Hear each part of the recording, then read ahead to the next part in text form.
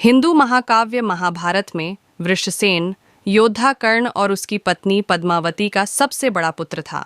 अपने पिता के साथ उन्होंने कौरवों की ओर से कुरुक्षेत्र युद्ध में लड़ाई लड़ी और उपपांडव द्रुपद, धृष्टद्युम्न, नकुल, सहदेव, विराट और कई अन्य प्रमुख योद्धाओं का सामना किया। कुरुक्षेत्र युद्ध के दौरान भीष्म के साथ हुए विवाद के कारण कर्ण ने पहले 10 दिनों तक भाग नहीं लिया। युद्ध के 10वें दिन भीष्म के गिरने के बाद वृषसेन सहित कर्ण और उसके पुत्र 11वें दिन के युद्ध में शामिल हुए और पांडवों के खिलाफ लड़े। 11वां दिन संपादन करना युद्ध के 11वें दिन वृषसेन ने एक ही युद्ध में नकुल के पुत्र शतानीक को परास्त कर दिया और बाद में अन्य उपपांडवों के खिलाफ लड़ाई लड़ी और उन सभी को हरा दिया। फिर उसने सहदेव के खिलाफ लड़ाई की, जहां उसने उसका धनुष तोड़ दिया और उसे बेहोश कर दिया। अंततः सात्यकी ने सहदेव को बचा लिया।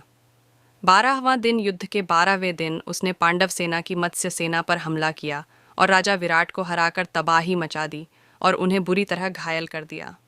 यह देखकर अभिमन्यु विराट की सहायता के लिए आया और वृषसेन और अभिमन्यु के बीच एक भयंकर द्वंद्व हुआ।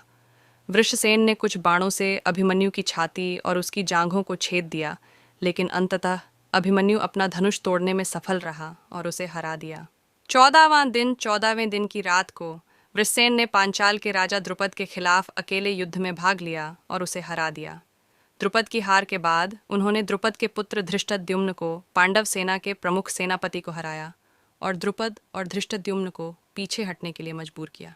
17वां दिन युद्ध के 17वें दिन वृषसेन ने नकुल के खिलाफ अकेले युद्ध में भाग लिया और उसके रथ को नष्ट कर दिया।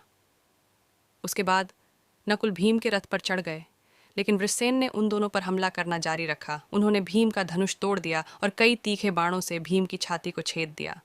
तब भीम ने अर्जुन से वृषसेन को मारने के लिए कहा और भीषण युद्ध के बाद अर्जुन ने उसे मार डाला।